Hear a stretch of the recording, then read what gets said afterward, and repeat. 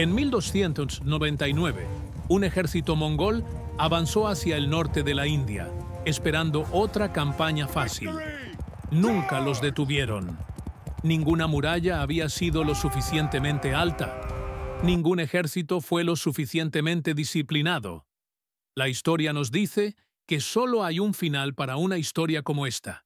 Pero entonces ocurre algo inesperado. Los mongoles no destruyen Delhi. Delhi rompe el patrón. Bienvenidos a Relic and Record, el canal donde batallas olvidadas, giros inesperados y momentos decisivos transforman imperios enteros. Si eres nuevo, suscríbete porque contamos historias como esta a diario. Esta noche, desentrañamos la batalla que lo cambió todo. El enfrentamiento en Kilimanjaro. No es una historia de heroicidades temerarias, sino de disciplina, logística y decisiones frías tomadas bajo presión.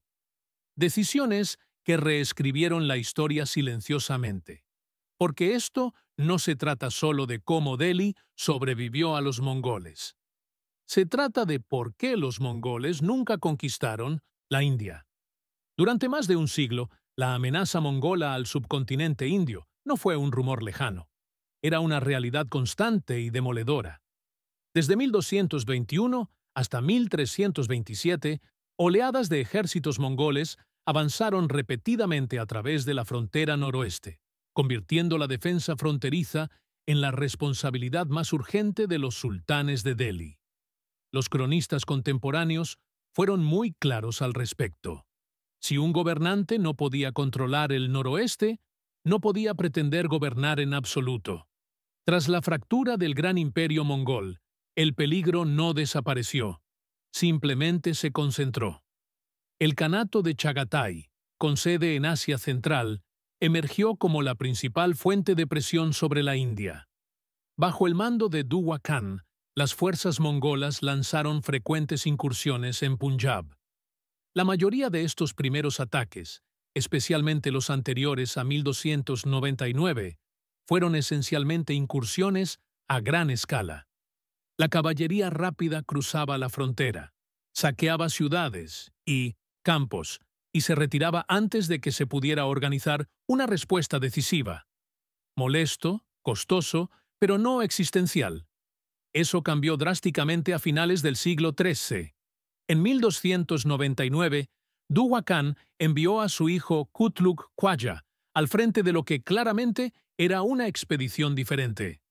No se trataba de una incursión destinada a acaparar riquezas y desaparecer. Era un intento de conquistar y gobernar el sultanato de Delhi. La magnitud por sí sola revela su gravedad. Los cronistas medievales, alarmados, arrojaron cifras asombrosas. 200.000 guerreros mongoles. Los historiadores modernos, más cautelosos y con mayor conocimiento de la logística, suelen reducir esa cifra a la mitad. Aún así, las estimaciones de alrededor de 100.000 soldados siguen describiendo un ejército enorme para los estándares medievales. Para ponerlo en perspectiva, muchos reinos europeos de la época luchaban por desplegar incluso 20.000 hombres. Y había otra señal aún más reveladora de las intenciones mongolas. Este ejército no viajaba solo. Las fuentes indican que mujeres y niños acompañaban a la fuerza, algo casi nunca visto en una expedición puramente de asalto. Ese detalle importa. Señala asentamiento, ocupación y un futuro, no solo saqueo. Aún más sorprendente, a medida que los mongoles avanzaban hacia Delhi, evitaron deliberadamente saquear pueblos y aldeas a lo largo de su ruta. Esa moderación fue calculada. No se quema la propiedad que se planea poseer. En lugar de atascarse atacando puestos fronterizos fortificados como Dipalpur o Samana, el ejército mongol simplemente los esquivó. La velocidad fue la clave. Avanzaron directamente hacia Kili, a las afueras de Delhi, y cuando aparecieron allí, el pánico cundió por la capital. Los mercados se desbordaron mientras la gente corría a comprar provisiones. Las mezquitas y las calles estaban abarrotadas de refugiados. Los precios se dispararon a medida que el miedo se apoderaba de ellos. Los mongoles ya no eran un problema fronterizo lejano. Estaban a las puertas. El impacto psicológico por sí solo amenazaba con desestabilizar el sultanato. Esto obligó a Alauddin Khalji a tomar una decisión estratégica brutal. Sabía que esconderse tras las murallas de Delhi no era la solución. Un asedio prolongado, incluso si la ciudad resistía, arruinaría la economía, quebrantaría la confianza pública e incitaría a la rebelión. En la política medieval, la percepción importaba casi tanto como la victoria. Un sultán que parecía acorralado podía perder su trono sin perder una sola batalla. Así que Alauddin tomó una decisión arriesgada. En lugar de esperar, marchó. Tomó el ejército de campaña de Delhi y avanzó hacia Kili para enfrentarse directamente a los mongoles. Era una apuesta arriesgada, basada en la disciplina y la organización. Alauddin apostaba a que un ejército estructurado y controlado centralmente, combatiendo en el terreno elegido, podría detener incluso a una fuerza mongola masiva antes de que el pánico se convirtiera en colapso. El mayor problema de Alauddin no era el coraje ni la táctica, era la logística. ¿Cómo mantener un enorme ejército permanente en el campo de batalla, de decenas de miles de hombres, sin arruinar al Estado? La mayoría de los gobernantes medievales no podían. Dependían de levas temporales que se disolvían tras una campaña. Alauddin optó por la dirección opuesta. Su solución fue radical y profundamente autoritaria. Un férreo control estatal de la economía. En 1299, un ejército mongol avanzó hacia el norte de la India, esperando otra campaña fácil. Nunca los detuvieron. Ninguna muralla había sido lo suficientemente alta. Ningún ejército fue lo suficientemente disciplinado. La historia nos dice que solo hay un final para una historia como esta. Pero entonces ocurre algo inesperado. Los mongoles no destruyen Delhi. Delhi rompe el patrón. Bienvenidos a Relic and Record, el canal donde batallas olvidadas, giros inesperados y momentos decisivos transforman imperios enteros. Si eres nuevo, suscríbete porque contamos historias como esta a diario. Esta noche desentrañamos la batalla que lo cambió todo. El enfrentamiento en Kilimanjaro. No es una historia de heroicidades temerarias, sino de disciplina, logística y decisiones frías tomadas bajo presión. Decisiones que reescribieron la historia silenciosamente. Porque esto no se trata solo de cómo Delhi sobrevivió a los mongoles. Se trata de por qué los mongoles nunca conquistaron la India. Durante más de un siglo, la amenaza mongola al subcontinente indio no fue un rumor lejano. Era una realidad constante y demoledora. Desde 1221 hasta 1327, oleadas de ejércitos mongoles avanzaron repetidamente a través de la frontera noroeste, convirtiendo la defensa fronteriza en la responsabilidad más urgente de los sultanes de Delhi. Los cronistas contemporáneos fueron muy claros al respecto. Si un gobernante no podía controlar el Indo-Sindhu noroeste, no podía pretender gobernar en absoluto. Tras la fractura del gran imperio mongol, el peligro no desapareció. Simplemente se concentró. El Kanato de Chagatai, con sede en Asia Central, emergió como la principal fuente de presión sobre la India. Bajo el mando de Duwa Khan, las fuerzas mongolas lanzaron frecuentes incursiones en Punjab. La mayoría de estos primeros ataques, especialmente los anteriores a 1299, fueron esencialmente incursiones a gran escala. La caballería rápida cruzaba la frontera, saqueaba ciudades y campos, y se retiraba antes de que se pudiera organizar una respuesta decisiva. Molesto, costoso, pero no existencial. Eso cambió drásticamente a finales del siglo XIII. En 1299, Duwa Khan envió a su hijo Kutlug Khwaja al frente de lo que claramente era una expedición diferente. No se trataba de una incursión destinada a acaparar riquezas y desaparecer. Era un intento de conquistar y gobernar el sultanato de Delhi. La magnitud por sí sola revela su gravedad. Los cronistas medievales, alarmados, arrojaron cifras asombrosas: 200.000 guerreros mongoles.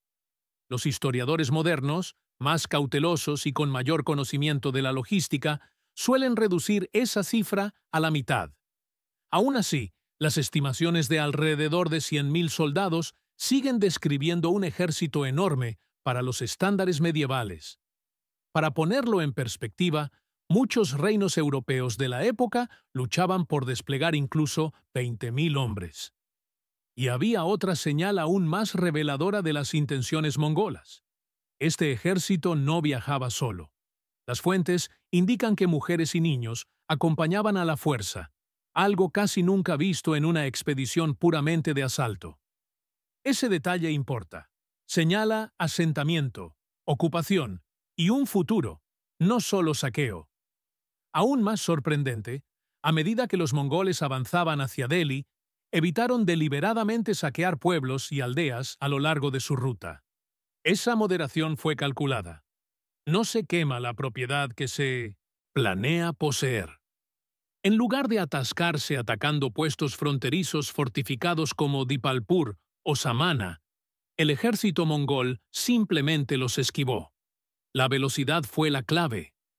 Avanzaron directamente hacia Kili, a las afueras de Delhi. Y cuando aparecieron allí, el pánico cundió por la capital. Los mercados se desbordaron mientras la gente corría a comprar provisiones. Las mezquitas y las calles estaban abarrotadas de refugiados. Los precios se dispararon a medida que el miedo se apoderaba de ellos. Los mongoles ya no eran un problema fronterizo lejano. Estaban a las puertas. El impacto psicológico por sí solo amenazaba con desestabilizar el sultanato. Esto obligó a Alauddin Khalji a tomar una decisión estratégica brutal. Sabía que esconderse tras las murallas de Delhi no era la solución. Un asedio prolongado, incluso si la ciudad resistía, arruinaría la economía, quebrantaría la confianza pública e incitaría a la rebelión. En la política medieval, la percepción importaba casi tanto como la victoria. Un sultán que parecía acorralado podía perder su trono sin perder una sola batalla. Así que Alauddin tomó una decisión arriesgada. En lugar de esperar, marchó. Tomó el ejército de campaña de Delhi y avanzó hacia Kili para enfrentarse directamente a los mongoles. Era una apuesta arriesgada, basada en la disciplina y la organización. Alauddin apostaba a que un ejército estructurado y controlado centralmente, combatiendo en el terreno elegido, podría detener incluso a una fuerza mongola masiva antes de que el pánico se convirtiera en colapso. El mayor problema de Alauddin no era el coraje ni la táctica, era la logística. ¿Cómo mantener un enorme ejército permanente en el campo de batalla, de decenas de miles de hombres, sin arruinar al Estado? La mayoría de los gobernantes medievales no podían. Dependían de levas temporales que se disolvían tras una campaña. Alauddin optó por la dirección opuesta. Su solución fue radical y profundamente autoritaria: un férreo control estatal de la economía. A finales de 1299, la batalla tuvo lugar justo a las puertas de Delhi, tan cerca que los habitantes de la ciudad podían presentir el peligro. Eran los mongoles, que se encontraban a tiro de piedra de la capital, y todos sabían lo que eso solía significar. Pero lo que los mongoles vieron en Kili no era el tipo de ejército que estaban acostumbrados a derrotar. Alauddin Khalji comandaba personalmente el ejército de Delhi, y eso por sí solo revela la gravedad del momento. En lugar de dispersar sus fuerzas en unidades dispersas y de rápido movimiento, como esperaban los mongoles, las dispuso en una formación de batalla compacta y cohesionada. diseñada específicamente para resistir la movilidad y el cerco mongol. Dividió su ejército en 5 divisiones principales, cada una con una función definida. En el ala izquierda se encontraba Nusrat Khan. En el ala derecha, Hidabruddin Zafar Khan, apoyado por guerreros hindúes plenamente integrados en el sistema militar del sultanato. El propio Alauddin mantenía el centro, anclando la línea. Alp Khan comandaba la vanguardia, mientras que Ulugh Khan esperaba detrás con la fuerza de reserva. Todo el sistema estaba diseñado para lograr una cosa por encima de todo: mantenerse unidos. Las victorias mongolas solían comenzar cuando las formaciones enemigas se estiraban, se desgarraban o perseguían demasiado. La formación de Alauddin les negaba esa oportunidad. La verdadera conmoción de la batalla provino de una combinación que los mongoles casi nunca encontraron en sus campañas clásicas: elefantes de guerra y caballería fuertemente blindada. Delhi desplegó aproximadamente 700 elefantes de guerra. Imagínenselo por un momento. Cientos de enormes animales, cada uno con armadura, imponentes sobre hombres y caballos. No eran simples armas, eran anclas colocadas frente a las divisiones o entre ellas. Los elefantes actuaban como muros vivientes. Para la caballería ligera mongola, cuya fuerza residía en la velocidad, el flanqueo y el fuego de proyectiles, esto era una pesadilla. No es fácil rodear una línea de elefantes. No se puede intimidar a los caballos con flechas. Y psicológicamente, los caballos entran en pánico cerca de los elefantes. Los mongoles se vieron repentinamente obligados a hacer algo que odiaban: mantener la distancia o luchar de frente. Luego vino la segunda capa de la trampa. La caballería de choque blindada de Delhi estaba diseñada para el choque directo. Estos jinetes llevaban armadura pesada y luchaban en formaciones disciplinadas. Normalmente, los arqueros a caballo mongoles ablandaban al enemigo con flechas, desangrándolo lentamente antes de acercarse. Pero aquí esa lógica falló. Las flechas tuvieron dificultades para romper las filas blindadas. La formación no se dispersó, y cuando la caballería de Delhi cargó, no fue una persecución dispersa. Fue un impacto concentrado y aplastante. Si los mongoles no podían romper la línea a distancia, debían aceptar el combate cuerpo a cuerpo. Y en el combate cuerpo a cuerpo, los elefantes y la caballería blindada superaban a la velocidad. Esa era la teoría. Luego, la batalla la puso a prueba. El drama inicial de Kili se centró en Zafar Khan. Tenía una cuenta personal que saldar. Anteriormente, en el río Yamuna, había sufrido la derrota contra los mongoles. En Kili, vio su oportunidad. Sin esperar las órdenes directas de Alauddin, Zafar Khan lanzó una feroz carga contra el ala izquierda mongol, comandada por Hashlak. Al principio, funcionó. La izquierda mongol se derrumbó ante la violencia del ataque. Por un momento, pareció un gran avance, pero entonces llegó la trampa. Los mongoles se replegaron deliberadamente, usando su famosa retirada fingida. Zafar Khan, impulsado por el impulso y el orgullo, persiguió demasiado. Su división quedó aislada del ejército principal de Delhi. Fue entonces cuando Targi atacó con una emboscada de 10.000 hombres. Rodeado y aislado, a Zafar Khan se le ofreció la oportunidad de rendirse. Según las fuentes, Kutluk Khwaja incluso le ofreció un lugar entre los mongoles. Zafar Khan se negó. Luchó hasta morir. A primera vista, fue una pérdida dolorosa. El cronista contemporáneo Ziauddin Barani hace una acusación contundente. Afirma que el sultán Alauddin Khalji y su hermano Ulugh Khan se negaron deliberadamente a enviar refuerzos, no porque no pudieran, sino porque no querían. Según Barani, envidiaban la popularidad y la reputación de Zafar Khan en el campo de batalla, y lo dejaron morir antes que arriesgarse a que se convirtiera en un rival político. Eso suena dramático, y probablemente fue su intención, pero los historiadores modernos tienden a ver algo más en juego. Desde un punto de vista estratégico, la moderación de Alauddin pudo haber sido intencional. Comprometer al ejército de reserva, especialmente a las fuerzas de Ulugh Khan, en una caótica lucha local, podría haber expuesto a todo el ejército del sultanato de Delhi a un cerco. Los mongoles se especializaban precisamente en ese tipo de trampa. Al contenerse, Alauddin preservó la fuerza principal que defendía la propia Delhi. En otras palabras, la muerte de Zafar Khan pudo no haber sido una traición personal, sino un cálculo frío. Y la política posterior nos dice mucho. A pesar de la valentía de Zafar Khan y el daño que infligió a los mongoles, fue silenciosamente borrado de las crónicas oficiales de la corte. No fue casualidad. Alauddin estaba enviando un mensaje claro. La obediencia y el mando centralizado importaban más que el heroísmo individual. En el sultanato de Delhi, ganar como sistema importaba más que morir gloriosamente en sus propios términos. Pero aquí está el giro inesperado. La carga de Zafar Khan ya había causado estragos.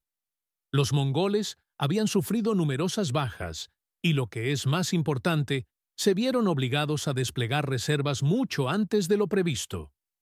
Sus formaciones quedaron expuestas. Su ritmo se rompió. El plan de batalla limpio y controlado de los mongoles comenzó a desmoronarse. Lo que parecía un sacrificio temerario se convirtió en algo completamente distinto, una señal. Por primera vez en generaciones, los mongoles se enfrentaban a un ejército indio que no se desmoronaba, no se dejaba llevar por el pánico y no les temía. La muerte de Zafar Khan no fue una prueba de debilidad, sino de una renovada confianza en el ejército de Delhi. Y la batalla aún no había terminado. Tras la muerte de Zafar Khan, ocurrió algo extraño. No pasó nada. Pasó el segundo día. Luego el tercero. Ningún asalto importante de los mongoles. Ningún intento de aprovechar su éxito local. Para un ejército conocido por su ímpetu y presión constante, esa pausa es una señal de alerta. Sugiere que algo andaba mal, muy mal, dentro de la estructura de mando mongol. Esto nos lleva a la primera explicación importante. La mayoría de los historiadores modernos, incluido Peter Jackson, coinciden en un factor decisivo. Kutlug Khwaja, comandante mongol y príncipe Chagatai, resultó gravemente herido durante el combate o poco después. Murió poco después. Esa pérdida es innegable. En la guerra mongola, la unidad de mando lo era todo. El ejército no funcionaba como una coalición flexible. Dependía de una autoridad clara en la cúpula. La pérdida del comandante supremo en el momento del contacto, sumada a una resistencia inesperadamente fuerte, generó parálisis. Las órdenes se ralentizaron. Las decisiones se estancaron. El impulso se desvaneció. Una vez que Kutlug Khwaja quedó fuera de combate, el ejército mongol ya no tuvo la confianza para arriesgarlo todo en un asalto final contra una defensa de Delhi completamente intacta.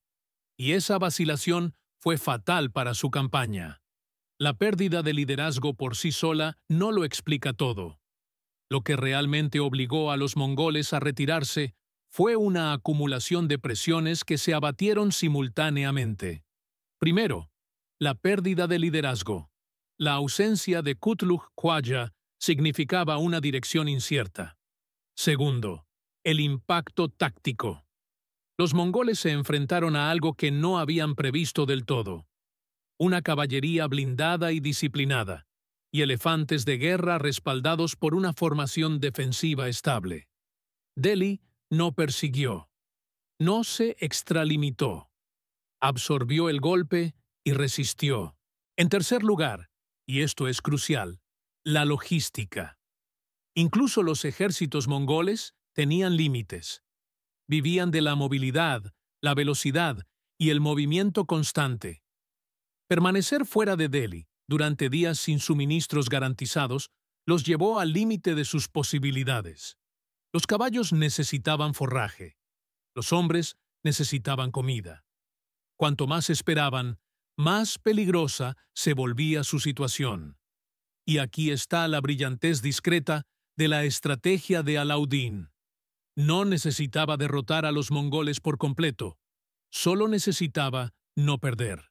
Al mantener la formación y negarse a morder el anzuelo tras la muerte de Zafar Khan, Alauddin dejó que el tiempo se convirtiera en su arma.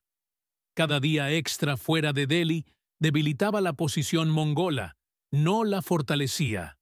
Para la tercera noche, los mongoles comprendieron el riesgo. Si se quedaban más tiempo, podrían enfrentarse a la hambruna, al desorden o incluso a un contraataque en peores condiciones. Así que hicieron lo impensable. Se retiraron. La retirada mongola no fue una victoria para Delhi, pero sí algo posiblemente más importante. La prueba de una fórmula defensiva que funcionó. Mantener la disciplina. Proteger la fuerza principal. Rechazar una persecución temeraria. Dejar que la logística y el tiempo castiguen al atacante. Kili fue una victoria, pero también una advertencia. Los mongoles habían penetrado profundamente, hasta las afueras de Delhi. Eso solo le dijo a Alauddin algo incómodo. Incluso cuando se gana, no se puede confiar en las batallas a campo abierto para proteger la capital para siempre. Así que hizo algo audaz y costoso. Entre 1303 y 1304, Alauddin ordenó la construcción del fuerte Siri, no solo una fortaleza, sino toda una ciudad militar guarnición construida específicamente para defender Delhi de futuros ataques mongoles.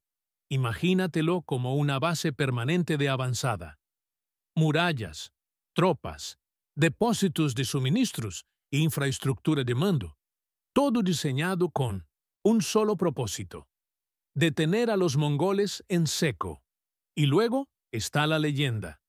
El historiador del siglo XVI, Firishta, relata una historia escalofriante.